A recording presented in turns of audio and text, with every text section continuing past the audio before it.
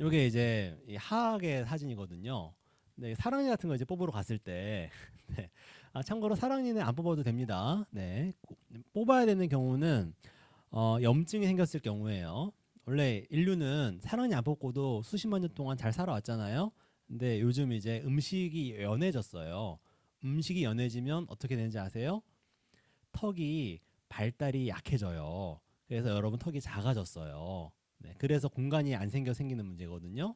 네, 근데 이제 만약에 사랑니가 매복돼 있거나 아니면 맹출이 정상적으로 됐다면 별 문제가 없고 맹출이 부분적으로 맹출이 됐을 때 거기에 염증이 생기면 그때 뽑아야 되는 겁니다. 자, 어제 다시 돌아와서 이 사랑니를 뽑는 게 이제 사실 큰 문제예요. 동네 치과에 가면 잘 안 뽑아줍니다.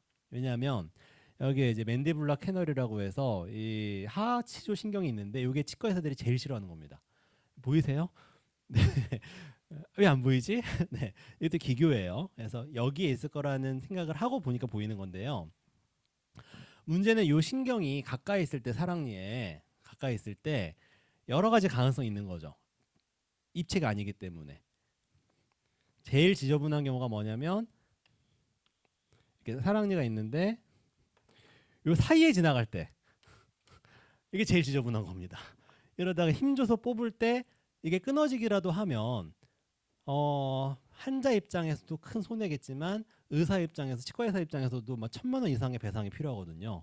그래서 이 사랑니를 뽑으러 왔을 때 이 대학병원에 가세요 이렇게 얘기를 하는 거죠. 아니면 이제 전문 치과로 가세요라고 외과 쪽 치과들이 있거든요. 구강외과 치과로 가로 얘기를 하는 거죠. 왜?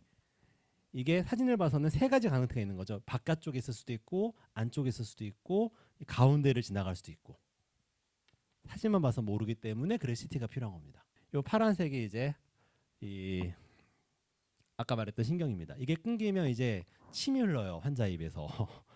그래서 1년 안에 대부분 낫긴 하는데 만약 1년 안에 낫지 않으면 환자가 자살할 수도 있는 큰 문제가 됩니다.